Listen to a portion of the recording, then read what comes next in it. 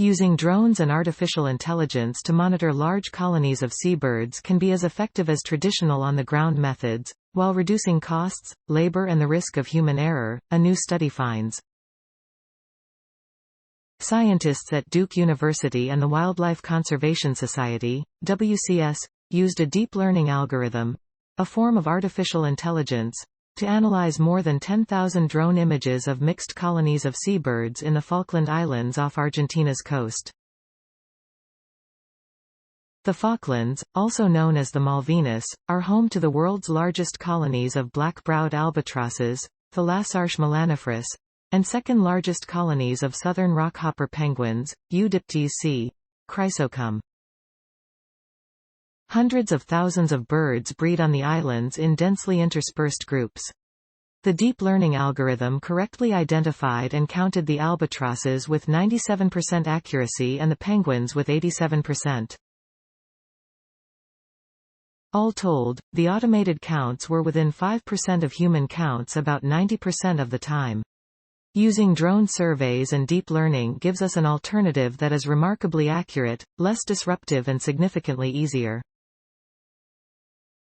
One person, or a small team, can do it, and the equipment you need to do it isn't all that costly or complicated, said Madeline C. Hayes, a remote sensing analyst at the Duke University Marine Lab, who led the study.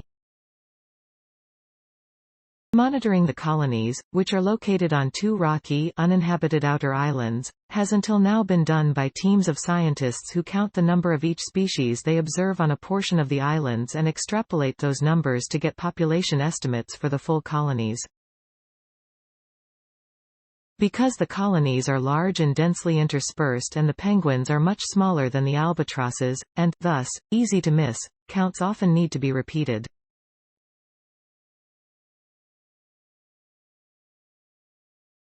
It's a laborious process, and the presence of the scientists can disrupt the birds' breeding and parenting behaviors.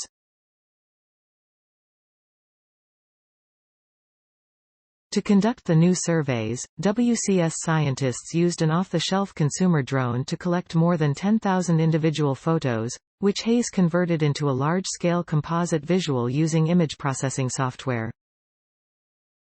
She then analyzed the image using a convolutional neural network, CNN, a type of AI that employs a deep learning algorithm to analyze an image and differentiate and count the objects it sees in it. In this case, two different species of seabirds. These counts were added together to create comprehensive estimates of the total number of birds found in colonies.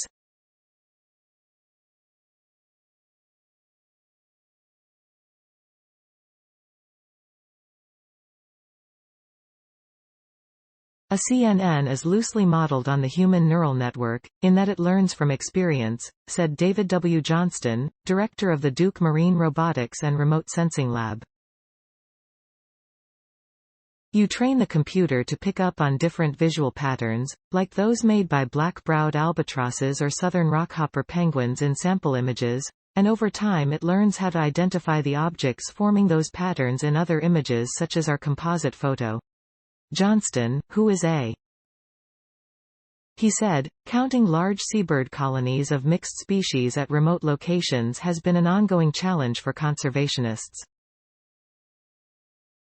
This technology will contribute to regular population assessments of some species, helping us better understand whether conservation efforts are working. Crafting and training the CNN can seem intimidating, Hayes noted, but there are tons of online resources to help you, or, if you don't want to. With a little patience and guidance, anyone could do it.